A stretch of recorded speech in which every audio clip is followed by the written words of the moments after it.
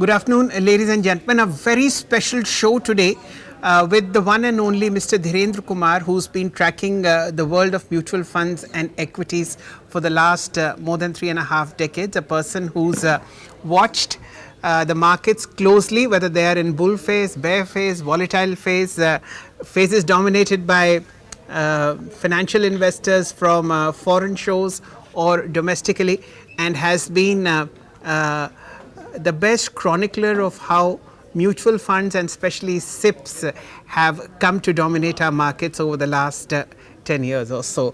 But it's a special show today. Firstly, a very warm welcome to you, Dhirendra, and it's always a pleasure to listen to your very calm and sensible and practical advice that comes into our mailboxes on a very regular basis. But the special show today is on two counts. One, the event that has happened in the F&O markets, and the second is how to find 100-bagger to get financial freedom. Let me just first tap you on the option space. You and I have often discussed this, that it's very difficult to make money in options, but here is a company that just made 40,000 crore rupees in 18 months but got caught. Yeah, I think this is devastating for investors' confidence. India is now the world's busiest equity derivatives market, and if a sophisticated algo desk can nudge, nudge the index, it is going to be very risky, very dangerous for the overall health of the market. And I would say that SEBI has barred this US trading firm and frozen 4,700 crore, but this is nothing. I think it is based on an allegation and bought cash and futures baskets to prop up Bank Nifty. I would say that with speed, I really welcome the speed and transparency. I also know the people who have signed the document and how thorough they can be. An interim order within days signals that India is open to honest capital. But we need to really estimate the over full scale of it, and make sure that this is quantify the actual harm to investors, and keep sanctions proportional, and maybe a little disproportional, because this is something we need to really hold on, because we are now the largest F&O market. And if in that case it can be manipulated, then the confidence goes for a toss and it all looks unreal. So there is clearly a visible speed and transparency, but we need even more, and far greater speed of estimation and how it has to be distributed, the disgorgement. Dhirendra, there is one view in the market that what Jane Street did was obviously the modus operandi has been made very clear in the interim order, but what wrong did Jane Street do? It just bought options earlier to its purchases or sales of the underlying equity. Surely, if you look at it from the legal point of view, there is no harm in buying puts and calls as also the underlying simultaneously. Maybe the order size got a bit too big. I'm just playing the devil's advocate. No, that is it is just a violation of the law if you actually manipulate the price by your action, and some other entity actually benefits from it. And sometimes you are taking people for a ride by taking an action which gives you an impression which is actually not so. It is distorting the marketplace with your behavior. Fair point. How quickly do you see this disgorgement happening, and how quickly do you see the final order coming in? I don't know how quickly it can happen and how it can get redistributed to the thousands and lakhs of people who trade and lose every day by SEBI's estimation itself.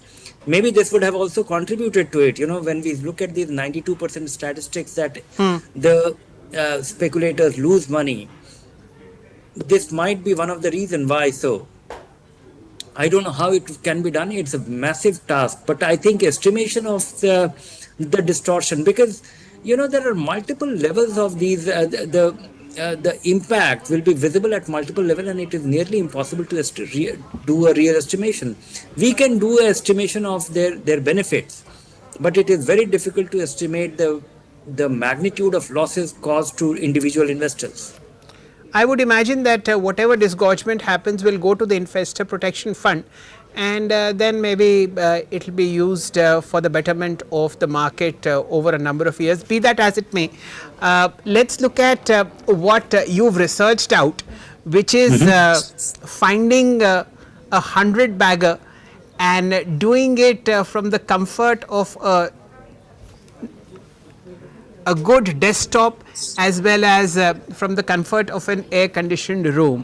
Ladies and gentlemen, let me just give you a small background about Dhirendra.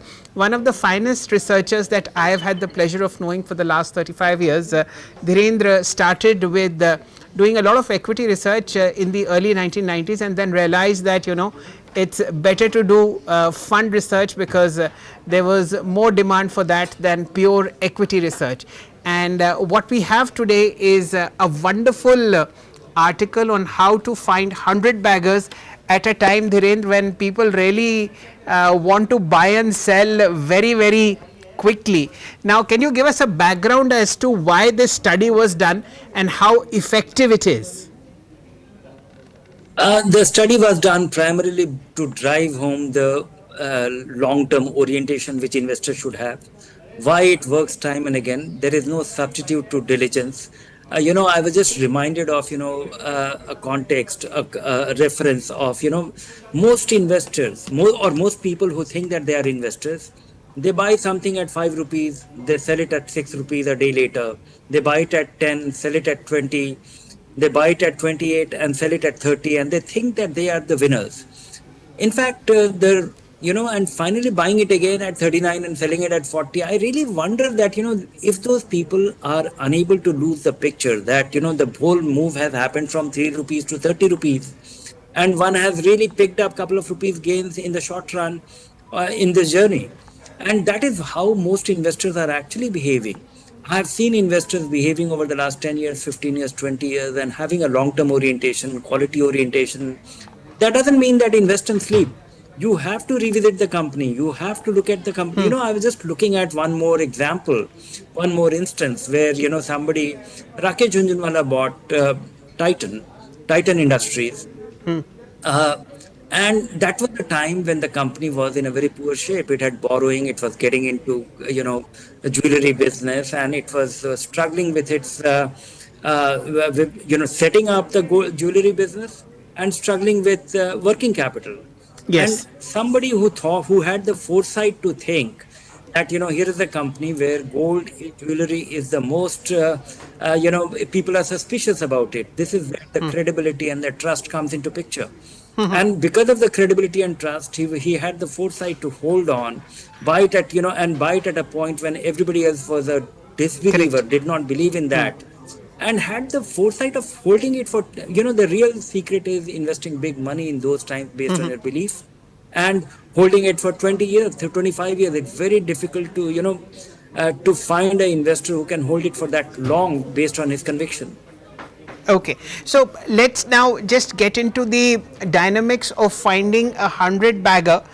Let me just give you an understanding, ladies and gentlemen. Normally, we look at a simple compounding of 15% a year, and in that time frame, if you have a 38,500 crore, 38,500 rupee SIP on a monthly basis, your 1 crore will come at a time of about 10 years. But if you're looking at a 100-bagger, ladies and gentlemen, that compounding has to be at 58% each year, and that 1 lakh that you may have invested in a particular stock after 100 times compounding will be 784 lakh rupees. That's 7.84 crore rupees. So it's a mind-boggling number. But the good part is Dhirendra has found out a process and isolated 10 companies which are potential 100 baggers. Now let's get into how this process was done. Over to you, Dhirendra. What were the screeners that you used at your stock advisor platform? No, I would see that. Yeah, I would say that there is much more to it. Don't think of 100 baggers as a clickbait. If you end up with a 50 bagger, you won't be disappointed or you won't be Yes. really feeling sorry about it. But, all I'm giving is, 5, 7, a framework which you Yes. should use. But I think more than the framework, it is your own behavior, your own ability to absorb it, believe in it, and stick around. But there is something which actually came up very strongly.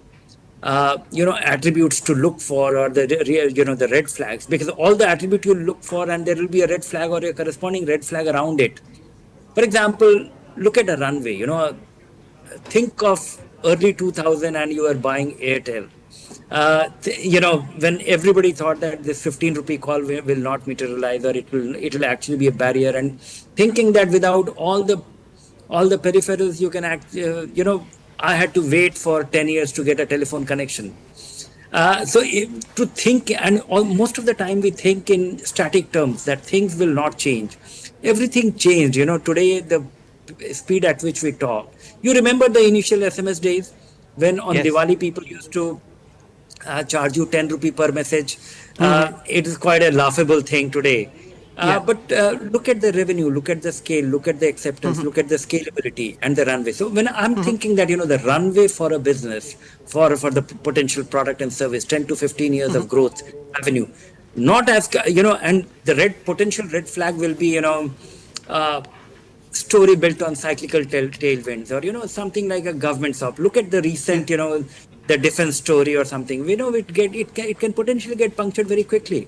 Yeah. And second thing which comes to my mind is scalability, asset light, or network effect model which comes into play, and uh, as compared to a capital intensive and thin margin businesses. So this is also, it goes without saying that there's going to be, and we tend to forget it in the daily noise of the market. We tend to forget it. Moat means pricing power, nothing else. So if you can't really, if you don't lose your customer and you're able to price it, nothing like it. And that translates into, high gross margin, rising return on capital. Uh, as compared to, when I look at startup, and, when I look at all the scaling up and, the blitz around it, and the cash Yeah. burn, and such poor free cash flow, I'm really wondering that who is buying into it. What are people thinking? Then clean governance, owner promoter skin in the game, and I have lived as an owner all my life since my education. And I just fail to understand that many of the transactions, or many of the things that I see happening in companies, big companies. I'm not talking of downright fraudulent things. I'm talking Okay. of the general stuff. Working on the gray lines, thinking of think of the pledging, think of the auditor's churn, think of OPEC subsidiaries. These are actually your these are the leaking buckets in a company, and somebody who does not really believe in shareholders as a partner, and they should not come to market to get the capital even. And then the capital allocation discipline. When I look at the previous decade, and all the great companies which turned out to be disaster, uh, it was entirely the equity dilution or the empire building attitude, trying to build an empire. When you look at all the 8, 10 companies which went bankrupt, whether it be Bhushan Steel, whether it be Kingfisher, this, that, 10, 15, 12 companies. When I look at it very closely, at the heart of it, it is empire building. M&A or equity dilution, which translates to be careful about it. And so capital allocation discipline is crucial. Okay. Then, checklist habit, cash flow, Okay. not just earnings, and ensuring that, promoters are not pledging. Yeah. Dhirendra, from the study that you've conducted, there are 17 companies in the last 10 years that turned into a 100 bagger, as you very rightly point out. Yeah. Now, what were the commonalities when you reverse engineered the process into finding out the financial parameters that went into sort of creating this kind of multi-generational wealth, I would say? What are the 4 or 5 things that you looked into? It was entirely, it is a very rigorous. Most of the screening methodology comes into play, on some very not so great, I would say that not very rigorous, which can stand the, which can withstand the test of time. Here we've looked at, different dimensions happening in the lifespan of those companies in the past, and what were they?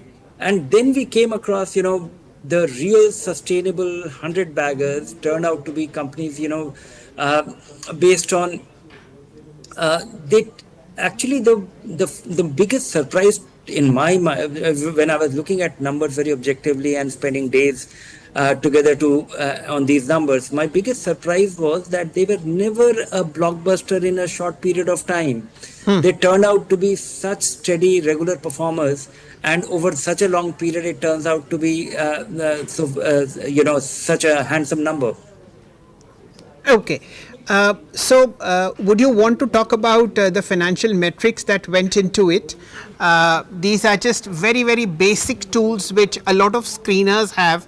And if you're fortunate to have a stock advisor subscription, I'm sure those are already built into the system.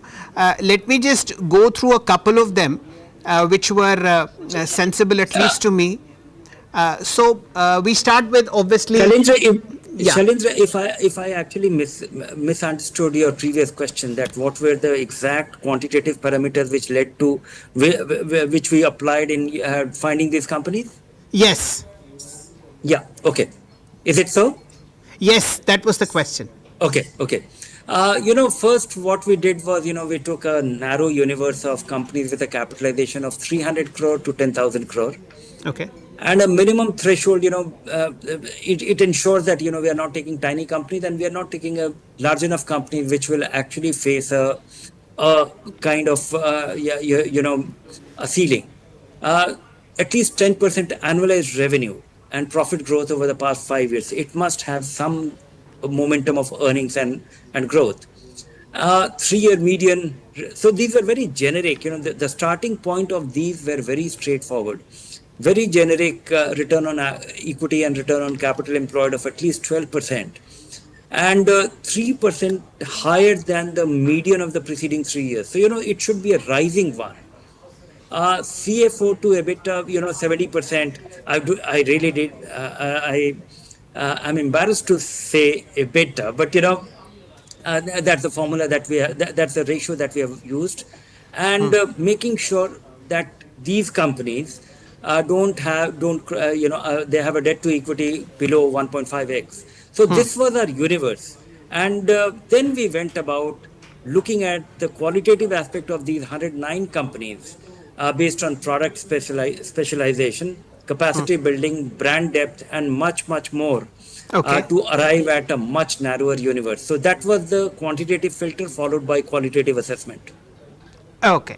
Now, after this, you narrowed down on maybe 10 odd stocks.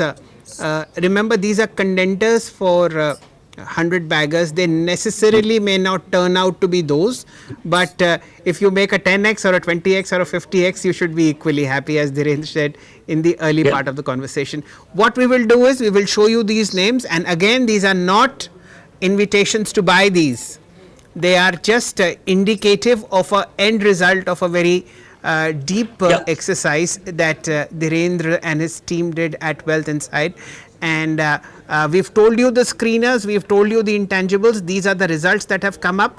What happens after this is a lot of patience that requires over the next 10 years, and of course a lot of things that we may really not know about what might change. Now, Dhirendra,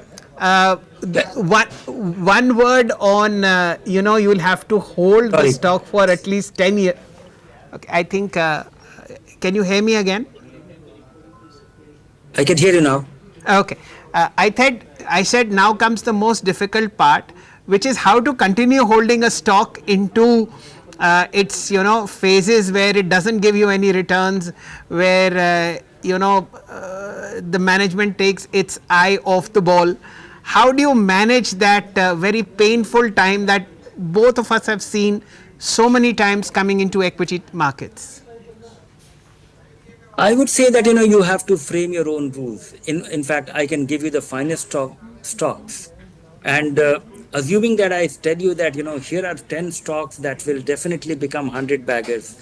It is not that my recommendation will actually make a difference. It is if you are able to hold it, because the finest of stock, HDFC Bank in its life of 20 years, when it went up by 20% annualized, went down by 50% from its recent peak Yes. on four such occasion. So finest of companies flip. Great companies don't make money, and the phase of 2000 to 2010, and we saw that Infosys stockholders' returns was virtually nothing, Yes. while the company grew to become 3 times bigger than what it was at the start, or maybe a little more, 4 times.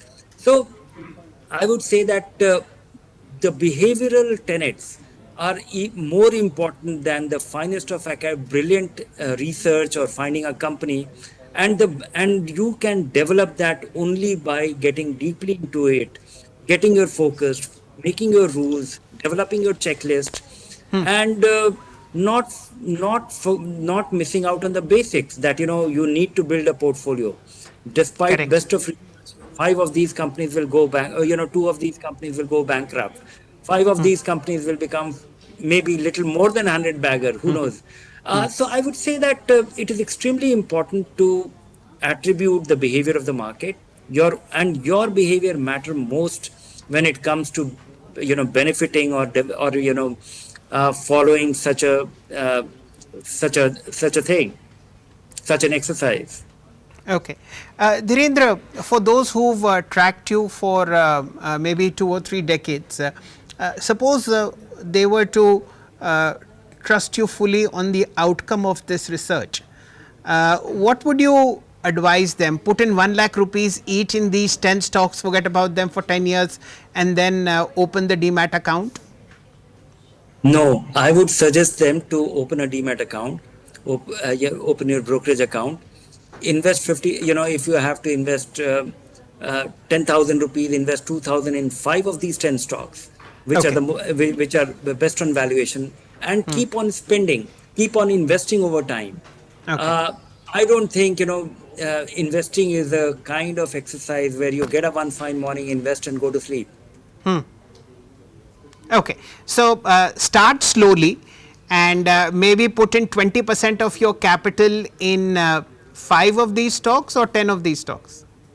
I would say that it's not. I would say Show that invest stocks. 5%, 5% of your capital, if at all you're going to all your equity, the capital earmarked for equity. 5% of it, spread it over next 20 months, or put something incrementally from your regular income, not necessarily, not always capital, and pick the five, based on valuation or the valuation grade that we put on value research online. Put in the five companies every month, and you will end up with 20, 12, 15 companies over a period of time, and that is fine. That is good enough, and you'll be spreading your risk. You will not be taking unusual chances, and you'll spreading it over a period of time itself will substantially reduce your risk and change your behavior. Yes. Okay, wonderful. So that's the outcome of the study, ladies and gentlemen. These 10 stocks are running in front of you, and Dhirendra advises to put in money piecemeal over the next 20 months or so. Keep on watching these stocks, how they behave. In 20 months, you will have 5 quarters. You will also see how the earnings behave, and buy slow, buy steady, and hold for the long term. Remember, in less than a blink of an eye, decades pass. All of us know this personally. When Dhirendra and I started covering markets, Dhirendra would physically calculate the net asset value of US 64 by going through their investments and using a calculator. And now is the time that for 850 schemes that are listed on the mutual fund space, you get their NAVs automatically by 3:40 or 4 p.m. So life changes, but in the blink of an eye. And who knows, not one but 2 or 3 multi-baggers to the extent of 100 baggers you might have in this list, or much more. And remember, it is a one single 100 bagger that changes your life and your retirement forever. With that, we'll draw a curtain on this part of the show. And for the second most important question, Dhirendra, again, my request to you, some quality funds that you can discuss, which can be started off tonight. Maybe some examples in the multi-cap and flexi-cap space. What do you like? Oh, I like plenty of stocks, and I make a living by looking at mutual funds very closely. I still enjoy my work, and despite all the talk of large cap are struggling against index, this that whatever, I still find that there are large cap funds which are beating the index, and they are able to create alpha over time. And just to list, large cap funds beating index by a modest margin over a long period of time: DSP large cap, ICICI Pru large cap, Nippon India large cap. Impressive. Flexi cap, Parag Parikh, Bank of India, Canara Robeco focused. Multi-cap fund, they are relatively new. Still, we have good, impressive funds to choose from: Axis Multi-cap, ICICI Pru Multi-cap, Nippon India Multi-cap. Okay. Mid-cap fund, the blockbusters of late, and that has been the draw for many investors. Edelweiss Mid-cap, HDFC Mid-cap, and Motilal Oswal Mid-cap. Small cap fund, this has been a draw. They have been very impressive, and I'm actually amazed at the scale of SIP money flowing into these funds, investors becoming believer. Bandhan Small Cap, Invesco Small Cap, and Nippon India Small Cap. Okay, so these, ladies and gentlemen, are about 15 funds that Dhirendra has talked about. We'll be analyzing each one of them in great detail over the next 2 months or so.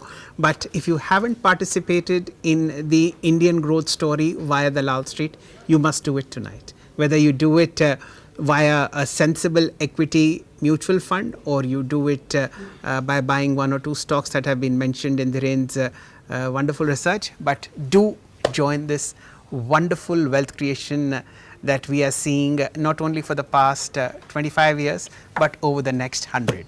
Thank you for watching this show, and thank you Dhirendra for this wonderful exercise that you've done. Thank you. I'm sure it will yield a lot of pots of gold at the end of the rainbow.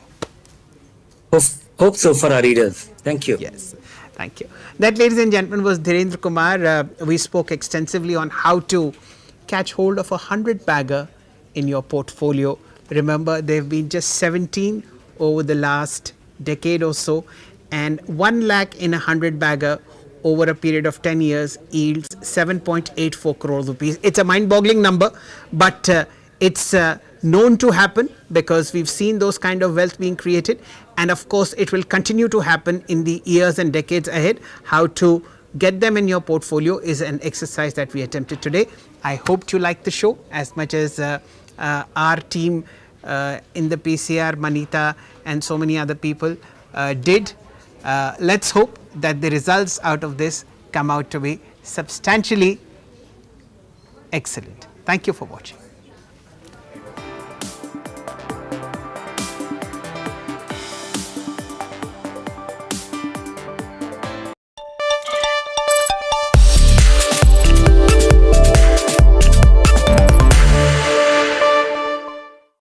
Hello and welcome to Business Today. I'm Siddharth Zarabi and you're watching Market Masters.